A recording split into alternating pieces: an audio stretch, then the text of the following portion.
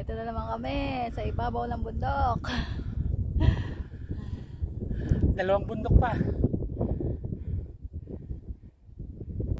Dalawang bundok pa. Summit na.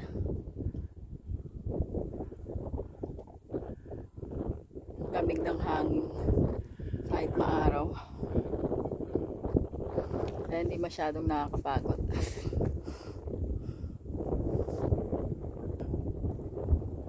Yabang, ang lakas ah. Halika na daw. Kaya haba na ng pila dun sa bato. Okay lang yun, at least tapos na sila. Di tayo na lang.